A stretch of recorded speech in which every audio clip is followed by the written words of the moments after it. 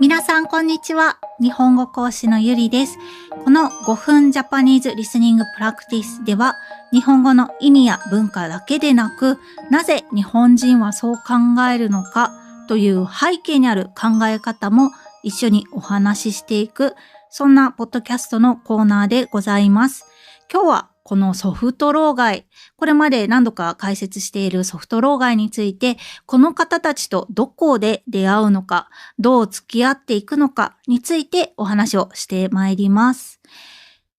私が思うにですね、このソフト老害と呼ばれる方たち、20代、30代の人たちが一番存在を強く感じる老害なんじゃないかなと私は思っています。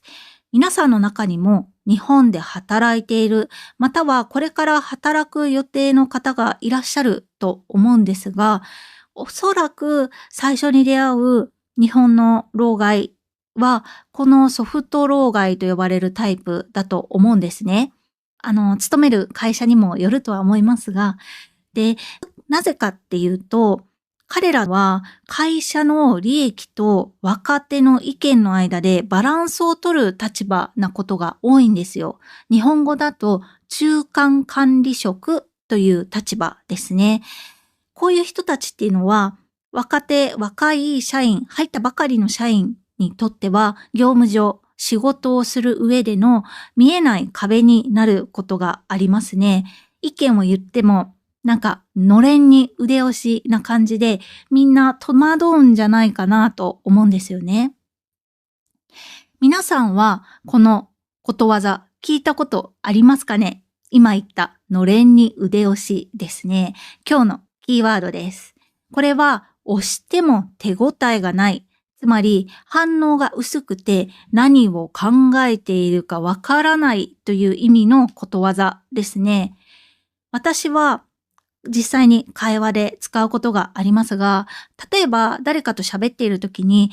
あの人何言ってもなんか伝わってる感じがせんのよとか相手から言われた場合に、のれんに腕押しってやつやなとか言ったりしますね。今のは関西弁ですが、そんな感じです。イメージとしては、のれんが柔らかい布ですので、それを押しても力が伝わらない感じですね。どんなに話しかけても相手の本音が見えないとか、何を考えているのかわからないということです。日本人同士でもこういう人たちに対して本音が見えないって感じることがあるので、日本の外から来た皆さんにとってはもっとわかりにくく感じるんじゃないかなと思うんですよ。で、どうすればこういうのれんに腕押しな人たちとうまくコミュニケーションを取っていけばいいのか。今日はね、そのポイントを何個か、紹介しようと思うんですね。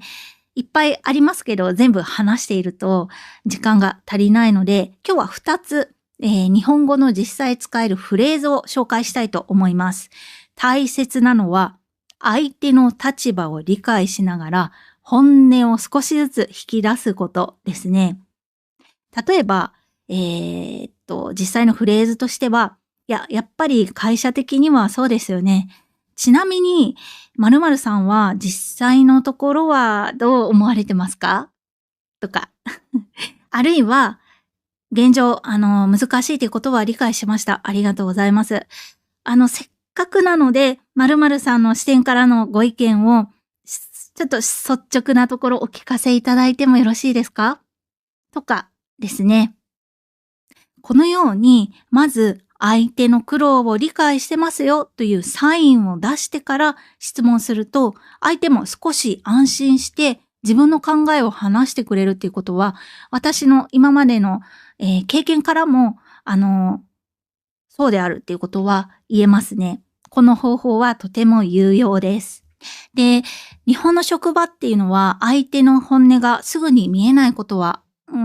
割と多いんですけども、諦めずに丁寧に一歩ずつ踏み出していけば、信頼関係は少しずつ生まれていきます。目には見えないんですけどね。文化とか価値観が違うと、職場でのコミュニケーション、うまくいってなくて悩んでる方もいらっしゃると思うんですが、焦らなくて大丈夫です。少しずつ相手の考えを理解しながら、関係を作っていけばいいと思います。では、最後に少しだけお知らせです。私はプレプリで日本語講師をしています。今日のテーマのようにビジネスの場面で使われる日本語のニュアンスや相手との距離の取り方っていうのを学びたい方は、ぜひ体験レッスンを受けてみてください。概要欄にリンクを貼っています。では、今日はここまでにします。また明日お会いしましょう。バイバイ。